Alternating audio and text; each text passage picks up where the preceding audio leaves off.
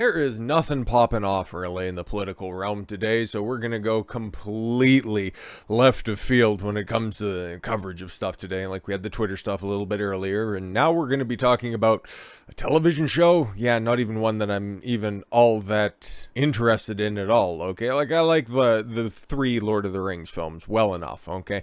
I own copies of the three Hobbit films. I've heard mixed things about them. Haven't even bothered to watch them. That's an entire bag of worms in and of itself. And now there's a brand new television show, and it's got a whole bunch of money behind it, like almost $1 billion. Okay, and it's locked in for basically at least 5 seasons. And yeah, the reviews are in because it's supposed to drop at least my time locally, and like I give a shit about this stuff anyways. Okay, it's gonna be on Amazon Prime. You're gonna be able to watch it 7 o'clock in the evening local time tomorrow, if you're willing to subject yourself to this. But according to The Guardian and several large outlets right there, it's astounding. It's a triumph. It's a victory. Okay, I had the New York Post review that was up there, and it assured me that it was a triumph.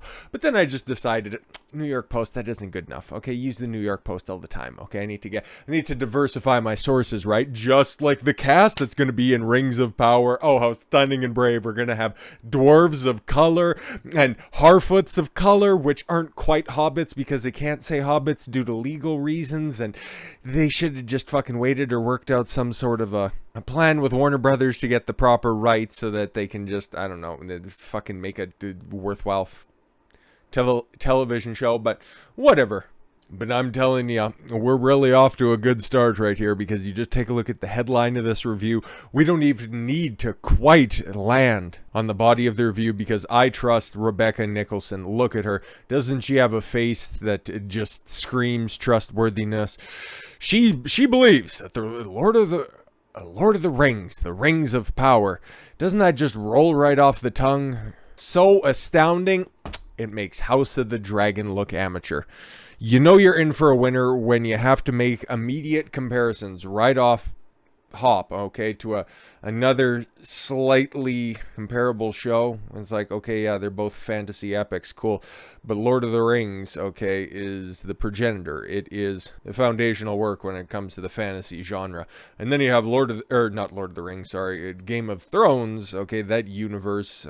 It was created by a guy who just liked titties in the Lord of the Rings and decided, I'm just going to go ahead and sort of write my own story, okay? Because he's never going to fucking finish it. That fat old cunt, he's just going to die before he ends up finishing any of his fucking stories, and he'll just leave it for hacks to finish throughout time. At least J.R.R. Tolkien finished all of his work, and he had a good son for a very long time, okay, who tried to keep his father's work alive and well and unblemished, but unfortunately he passed away, and his heirs, yeah, they don't care about that much, okay? They just want the fucking money that's going to be rolling in on this one. So they sold the rights to Amazon, and now the first product is an adaptation, not of the Silmarillion, which is a bunch of shit, okay? You'll hear some people who even worked on the fucking show say that that's the case. That's what they're adapting here. No, it's the appendices, okay? The extra work about the Second Age that J.R.R. Tolkien himself wasn't even all that keen on telling that story. It was a story so dark that it need not be told in and of itself, but Amazon decided, fuck it, we don't really have the rights to the Third Age, okay? That's when the Lord of the Rings, that 3-film saga, ended up taking place. No, we'll just go before that, okay? We're gonna tell the story of Galadriel and make her a total cunt. Wonderful. Okay, but I want to see, you know what, hey man, the show's not even out yet, the reviews are already in, so let's see. I could be completely wrong. I've seen some of the trailers, okay, I've listened to people who are far more in-depth and have a better grasp on the source material than I do. I think I have a copy of one of the books. I don't read fantasy books, I don't read fiction books, I'm not a girl, okay? And I don't even like the fantasy genre that much, okay? You know, my taste in films, it's a lot more grounded. It's the mob films, okay? Even gladiator films. James Bond, shit like that, okay? Dragons and swords and elks and that really doesn't fucking do it for me. I haven't seen a second of Game of Thrones. Okay, like I said, I like the Lord of the Rings films well enough. Okay, I've got them on a couple of different platforms. I got the DVDs, probably got the VHS of the first couple. Okay, and then I also got the Blu-ray extended cuts and all that shit for posterity's sake. Okay, because they're eventually, once Amazon gets their hands on the rights of the original trilogy, well, not really the original trilogy, the Peter Jackson trilogy, they'll be doing their edits. So at least I got hard copies. Okay, so if I ever decided to whip it out, I'll be able to experience what I experienced back when I was, 9, 10, and 11 years old. Movies used to be so good. Anyways, this is a Guardian take on this, so it's going to be really good. Let's see if we can parse out any of the horseshit that's here, and anybody who's just so happy to get early access to this and they don't want to fuck anything up in the future. Oops, kind of gave away the ghost on that one. The Lord of the Rings, the Rings of Power, is likely to prove divisive. Oh, we're off to a great start. Already making a comparison to a contemporary, kind of derivative work in and of itself, just in the headline to begin with. And then you're already poisoning it by saying, oh, it's going to be divisive off the hop because there's a bunch of white males that are out there. I'm sure those will be the complaints in there as well, because a lot of the coverage and a lot of the promotion that has led up to the release that's going to be happening here is just take a look at how diverse our show is. And if you don't like it, you're a racist. Not least depending on whether you watch it on the big TV or squint at its splendor on a phone or laptop, or fuck it, even like today, or I think it's today in a bunch of different theaters, okay, around the country, in the United States at least. I'm not sure globally what's going to be happening, even though this is a work that was written with the British Isles in mind. Yeah, no. Movie theaters throughout the United States are going to be playing the first 2 episodes, because I'm pretty sure that's what's getting released here. Or maybe that's just early access for the early access folks that go to the theater to see this, which will be kind of an interesting experience in and of itself, because this was filmed, okay? This Amazon show was filmed for the expressed intent that it was going to be viewed on the television screen, okay? There's a completely different feel, a different experience when something is filmed for the, I can't even say small screen anymore, because most people's television screens are a little bit more high fidelity and a better experience than going to an old traditional theater. But for the sake of, completing the analogy, the way you film something for television is not the same way that you'd film it for the big screen. It's just the way it is, and it's very easy to tell. So yeah, that might impact some people's viewing experience, but apparently not this lady. She was just already drinking the Middle-earth Kool-Aid on this. It is so rich and gorgeous that it's easy to spend the first episode simply gawping, whatever that is, at the landscapes as it swoops and swooshes between the lands of elves and dwarves, humans and Harfoots. At least she didn't say hobbits, okay, so she did get that correct. This is TV that is made for big screens. That's not how that shit works, okay? You go watch an episode of Seinfeld on a fucking big screen, it's not gonna look the same. Just saying, it's gonna look a little bit out of place. Although surely destined to be watched on smaller ones. Yes, because it's released on a streaming service, you fucking mongoloid. It is so cinematic and grand that it makes House of the Dragon look as if it's been cobbled together on Minecraft. Yeah, except for we can see some of at least the costume design, and moob armor immediately comes to mind, or the fact that everybody's wearing like snake scales, and the horse armor itself looks awfully fucking cheap. But no, dude, definitely it doesn't look anything as comparable to that of House of the Dragon, which actually from a costume sense looks completely different. And some of the shots of the sweeping landscapes, well, don't get used to those, because they aren't filming subsequent seasons that aren't already in the can on this one. And oh yeah, it's gonna be about 2 years of a break between the first season and the second season, and this first season 8 episodes. So don't exactly, if this thing ends up being good or not, I'm not gonna watch it. I don't really care. This is just, well, we'll get to it, the entire reason I'm doing this to begin with, but we'll just get back to this. Don't need a tangent off of it. Okay. This makes it difficult to judge The Rings of Power as an ordinary series. Well, it's your job, so why don't you? You should probably get into, the first couple of episodes that you watched, because that would be nice, other than already just laying the groundwork, okay, setting the table for. It looks really good. What's the story like? It looks really good. Because so much about it is extraordinary. Oh, just overwhelmed by the sights and the visuals. Ooh, doing Hillary Clinton faces. You're just spurging out, and it's like, oh my god, I'm so happy. Oh my god, everybody has rings. It is Tolkien. Which means this world is already venerated and beloved by so many.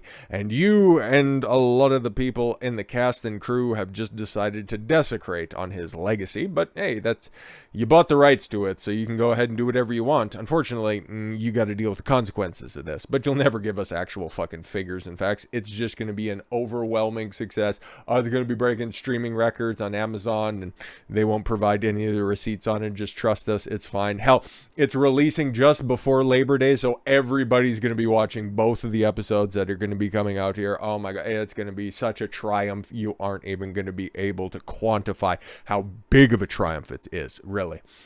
There's an extraordinary weight of expectation before any viewer presses play. Let's not forget, okay, the last time that anybody got to experience this world on the big screen, small screen, medium screen, phone screen, there were 3 Hobbit films, which people, weren't exactly all that happy with. So yeah, you're really setting yourself up here. If you want to draw another parallel, it's kind of not too dissimilar to that of Star Wars. Like, everybody holds another film franchise that I really don't give too much of a shit about, but the original trilogy, people hold those in an incredibly high regards.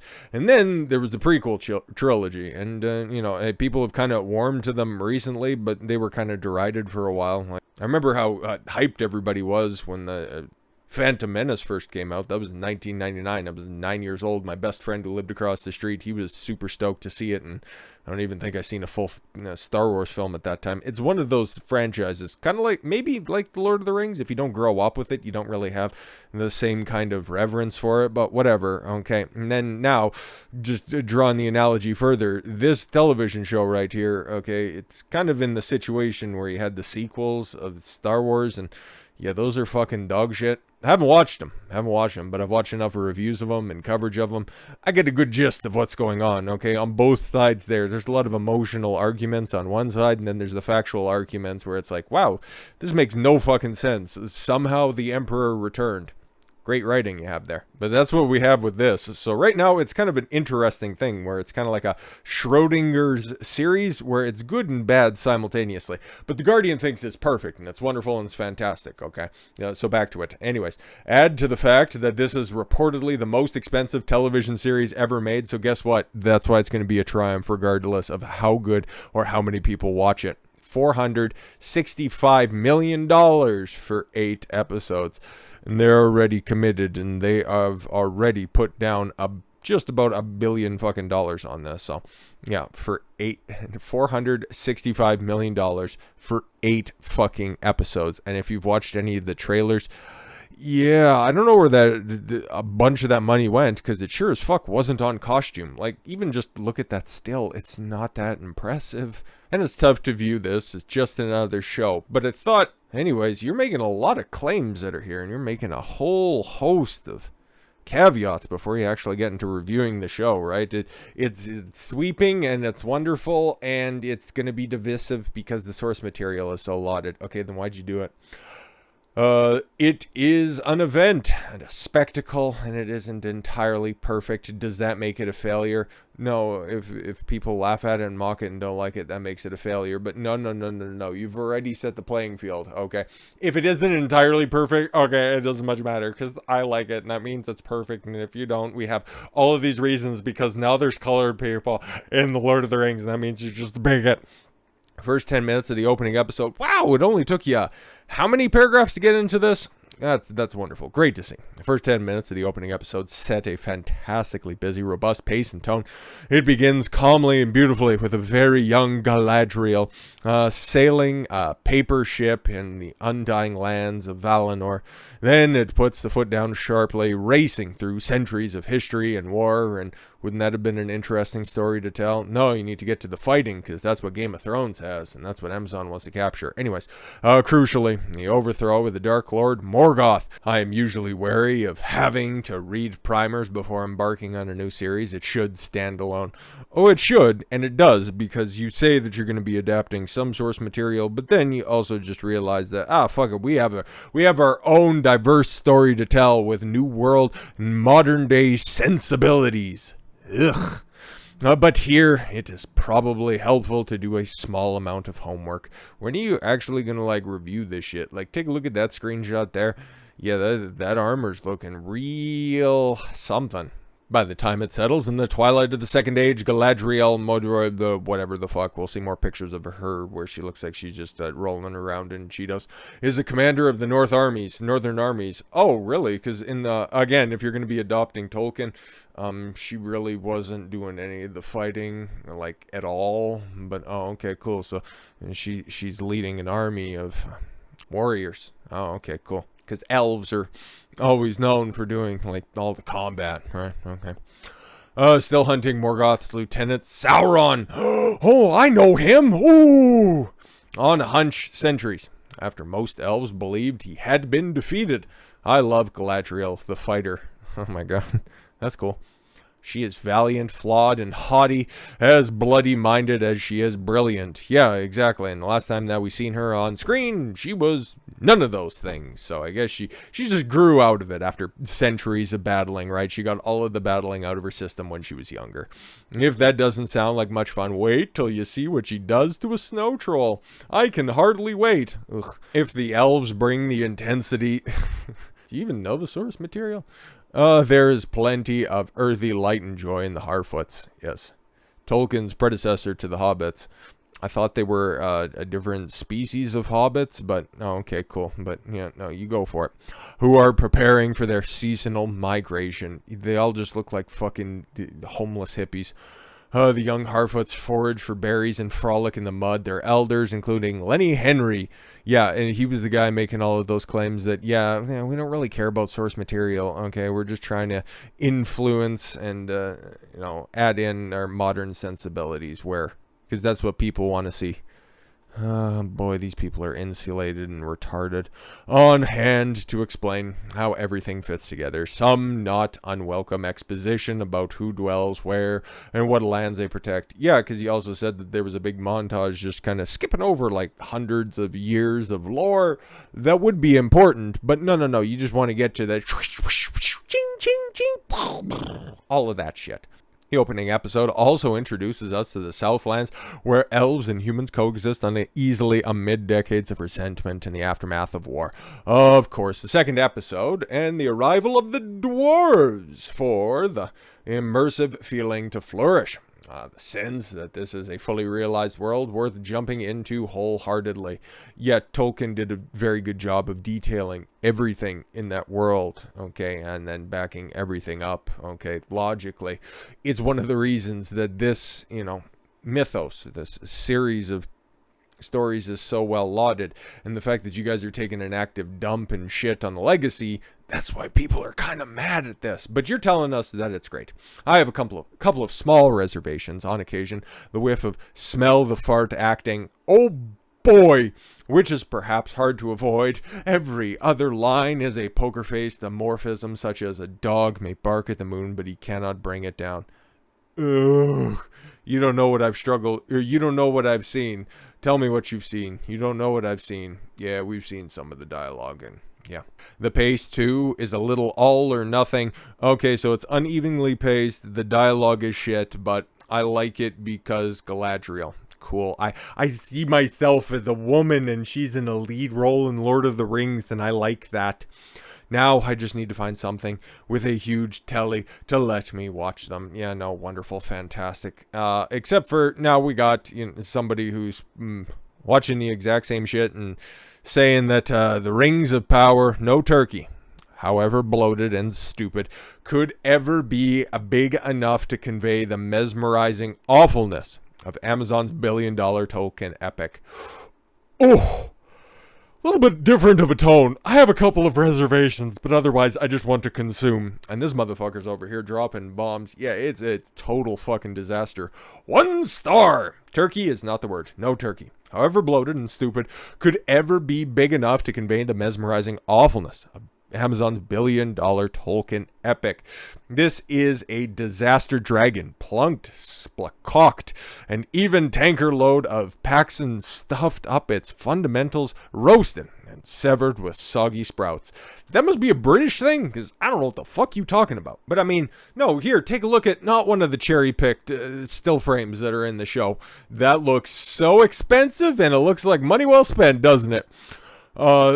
Lord of the Rings. The Rings of Power is so staggeringly bad, it's hilarious. Wow, just cuts to the chase. None of the whole, it's a really lofty work, and there's a whole bunch of reverence that needs to be paid, and I know that some people might not like it. No, this is dog shit, and we need to start telling people about it.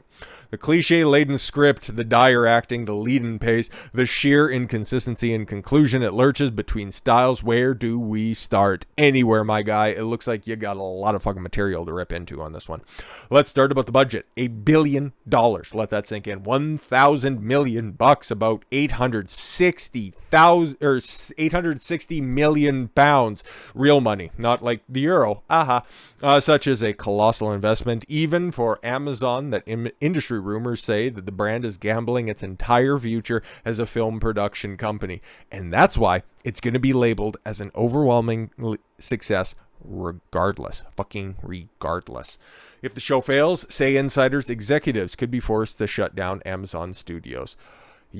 Imagine, just fucking imagine, buying the rights to Lord of the fucking Rings, and you screw it up this bad? That would literally be like, buying MGM and then recasting, James Bond as like a black woman or something. Nobody would be that retarded. The book rights alone cost $250 million. Yeah, when it comes to fiction, works of fiction, it's like right up there, not just in, quality, but reverence, historical value. It's lauded for a reason. It's pretty fucking good. And what did Amazon get for that? This is not a remake of The Lord of the Rings or The Hobbit, because they don't have the film rights to that. Those still lie with Warner Brothers. This is a prequel based on the appendices. Oh, see there, somebody, this dude knows. He knows. He's probably read the books. The realms of the footnotes dumped by J.R.R. Tolkien at the end of his Rings trilogy, chronicling a millennia of turgid historical fantasy. That's right, the unreadable bits that he also claimed it was a story so dark that it need not be told. There you go. He didn't even bother telling it because it was so dire and grim. So then Amazon decided, oh, fuck, what can we do? Oh, the shit that Tolkien doesn't want to be told. We'll start there. Are you seriously, you have to have brain damage. You have to think looking like a rotted watermelon would be an appropriate decision. It's good makeup and all, and that's still right there, but you think everybody's going to be looking that good? Okay. Because just look at the quality between that. That looks acceptable, okay, that looks a little bit better, but come on now. Whoever thought this was a wise buy must have been smashed out of their minds in a mere viewer. The elvish liquor. Oh, adorable. That was probably during the time that Jeff Bezos was probably deciding on how many billions of dollars his ex-wife definitely deserved. There's no doubt that you can see the budget. It casts a throbbing glow over the screens like a chest full of gold. Ultra high definition computer graphics. Oh, they got the graphics. Wonderful. Paint ivory skies and mountain passes and conjure gigantic monsters in places of dark magic. But magnificent visuals are meaningless if nobody knows the audience is meant to be. It's impossible to guess whether The Rings of Power is meant for children, for hardcore fans, general viewers, because it fails them all. Oof. In an attempt to appease everybody, you end up appealing to nobody. Oh, a tale as old as time. Different story, that is. One fight sequence features Elf Prince Galadriel in acrobatic action. Yeah, you could literally see the wire work happening in real time. Again, she's supposed to be a wise matriarch for elves, but again, she's out there knife fighting because, of course, against an angry troll who pops up off stage like an adversary in a Dungeons and Dragons board game. Oof. Galadriel cartwheels and whirls her enchanted sword before dispatching a giant fiend with a bloodless blow. Adorable. It's highly stylized like a Japanese manga cartoon. How would manga? One of those Chinese flip books. An episode later, the healer Borowin and her son fight an orc. And this time the violence is as brutal as anything in Game of Thrones. So what the fuck is going on here? Okay. One disconnected style flows wildly after another. The static scene in which the elves journey by ship is conceived as a pre-Raphaelite painting. Each actor stock still in silver armor, swords clasped in their chest, long hair rippling, eyes fixed on the horizon in pious awe. Inspired by a flock of birds, they lift their voices in a heavenly choir. Ugh. I'm jumping ahead a little bit because I want to get to the actual thing that I wanted to talk about. Because you can see there's a big tonal difference between some of the big outlets that are out there, which is, yeah, man, this one's going to be another one of these narratives that's going to be hard to shake. Anyways, if the cast list seems a little obscure, that's intentional. Aside from Sir Lenny, the only well-known star is Peter Mullen, who plays the King of the Dwarfs, okay? Hiring an inexperienced and subtle actor, even if he has a massive prosthetic nose and film to appear 4 feet tall, might seem canny decisions. Yeah, it's another one of these ensemble casts of a bunch of relatively unknowns who can take on the role and nobody's going to have any cognitive dissonance out there. It's like, I remember seeing that guy firing a gun in this film, okay, and now all of a sudden he doesn't quite know how to line up a bow with an arrow. Like, okay, I understand why they do it, and mostly to save on that because they need to get such, CGI scenes like that because it looks nice, but again, all we're seeing right now is the visuals are pretty cool intermittently. It isn't it. Oh, that's unfortunate. Mulan's, whatever. Talent simply highlights how woeful everything and everyone else is. The effect is stickling Richard Burton in an pantomime. Adorable. Burton is famously expensive, of course, Cleopatra, in which he starred to feature, with future wife, Elizabeth Taylor, cost $31 million, the most expensive film ever, in 1963. Oh, they're making the comparison to the Cleopatra film. Oh boy. That is it. A mere $31 million. That could barely buy you a pair of Lenny Henry's hairy fake feet. No, that wouldn't even finance one episode of this show. Just to put all of that in context, at the time, the most expensive film in 1963, but now, with the one fucking season, $460+ million. And what are you getting? To say mixed reaction would be a bit of an understatement. Obviously, we have The Guardian to begin with, 4 stars. Hell, I thought it was 4.5 stars upon further review. It's so awesome. No, it is just 4 stars. My mistake, but 4 stars. A visual splendor of rich, gorgeous Tolkien drama. Entertainment Weekly. Amazon's prequel is kind of a catastrophe. It takes 6 or 7 things everyone remembers from the famous movie trilogy, adds a water tank, makes nobody fun, teases mysteries that aren't mysteries, and sends the best character on a pointless detour. Adorable. The Independent thinks that it's another 4 stars. Something in that Brit water. The Lord of the Rings Return. I was going to say The Return of the King. How dare I besmirch that great film's name? Rings of Power sets out a sprawling, epic fantasy credentials right from the off. Even its title seems it could have been split into multiple installments. See the difference between criticism here? Okay, the people where it's like, yeah, it's kind of a catastrophe, and there's a whole bunch of nothing that's really in this show, and then you get the glowing praise. It's like, guys, look at all of this superfluous stuff. It's like adoring a home. It's like, oh man, take a look at the doorknobs. They're so adorable. And then you'll have another home appraiser come in. It's like, what's with the mold on all of the walls? Okay. And why is the foundation creaking every time I take a step? But have you seen the light fixtures? Variety from this prelude onward, the Rings of Power narrative adopts a solemn and awestruck approach. The first 2 episodes are admirably concise and compelling in their introductions. That's completely different than what we've heard from this account of events, okay? And even a little bit in the Guardian article where it's like, yeah, they got a couple of reservations. But overall, it's a triumph. It's a masterpiece. Empire, 4 stars. Again, lavish and sweeping. Again, just focusing on the visuals. Just weird. Okay, not even like, you know, the costume design, just the visuals overall. It's like New Zealand looked really nice, guys. Yes, we know, we understand. Puts its money where its mouth is. Yeah, okay. NME, again, 4 stars, and then the Times, 3 stars. Despite the inventiveness that the creators had to deploy to populate Tolkien's world with fresh, non-canonical characters. Imagine that. You have over 700 characters throughout the entirety of the Tolkien world, but you have to create characters in order to tell this story. Unfucking believable. The whole thing has the vibe of terrified executives carrying an exceedingly expensive vase across a slippery floor. No risks taken, no gains received. So what you're seeing here is, even in the media, okay, like the Daily Mail is not quite as prophetic or quite as revered as Variety or The Independent, or even the Guardian is up there as well, for whatever the fuck that's worth. But you're seeing a lot of dissension that's out there, okay? People making legitimate critiques, and the other one saying, no, just take a look at the pretty pictures, giving it a very high score, and then giving it a 1 star here, Daily Mail.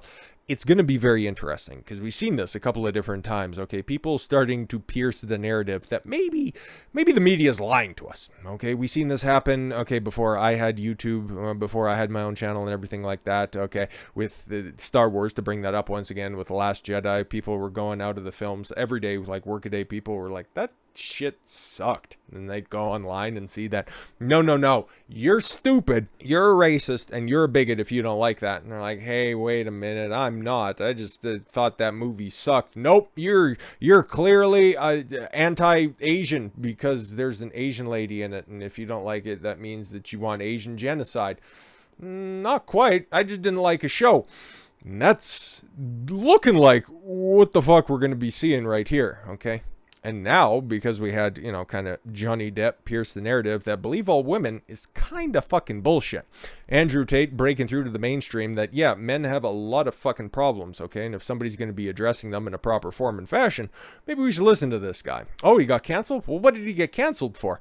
Oh, and now we're going to be seeing that right now with Rings of Power, where it's like, no, everybody's saying that it's a wonderful beacon of celluloid artistry, and you even got a couple of the periphery outlets taking a shot at them. Yeah, this one's going to be a little bit difficult to shake. I just hope, okay? Like, I'm not going to watch this shit, okay? I think by virtue of having an Amazon Prime account, I would have access to this nonsense, but I ain't waste my fucking time with that, okay? I got videos to do. I got things to edit, thumbnails to make. I'm a busy man, okay?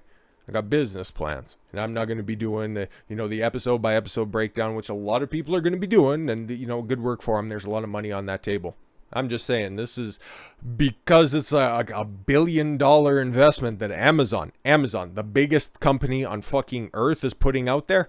There's going to be a ton of fucking gaslighting. So that's the angle I'm going to take on this, okay? Like, I'm not going to be reviewing this stuff, okay? I don't know how woke it's going to be. I don't know how intersectional it's going to be.